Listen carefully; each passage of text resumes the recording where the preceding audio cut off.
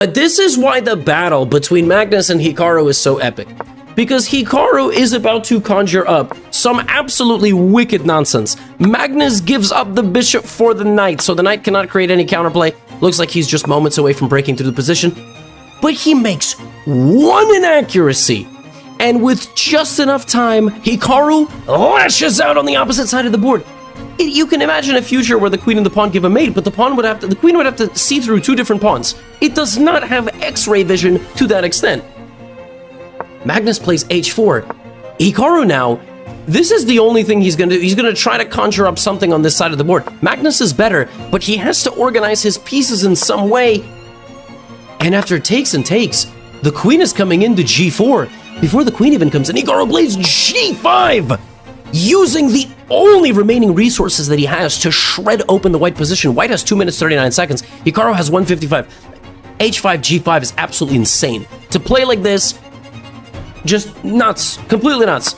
Magnus has to take, Hikaru continues the attack. There's no way for white to use any of these pieces in a defensive way. They served their purpose. They broke through the queen side, he won his pawn. How is Magnus gonna defend? The most principled way to meet an attack on the edge of the board. The best way to meet an attack on the edge of the board in chess is to strike back in the center. Strike back in the center, give up a pawn, but now the rook and the queen will be able to transfer over much faster. Right, the center is now open. Knight e4, knight f6 is easy counterplay for white.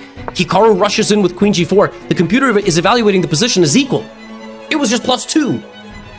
Magnus plays queen e3. Hikaru takes on g3. White doesn't have much of an advantage anymore. Here comes king g7. Oh my goodness! It's actually Hikaru who is about to checkmate Magnus in the Armageddon game. King g2. Hikaru plays rook h8, the most natural move that he could have played. But he's still going for counterplay. And he goes all in for counterplay. But Magnus's king goes forward. And you take a moment, you look and you go, wait, I don't have anything. How is that possible? Bishop f1, this is a threat. This is a threat.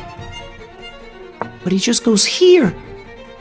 The king emerges from g2. There are no more checks, and only one guy is about to start attacking the other. Queen h2, queen e5, the king goes to the back rank. Magnus takes the bishop.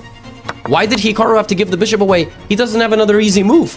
And then there's again nothing. And out of nowhere, despite launching a vicious bit of counterplay, Hikaru loses.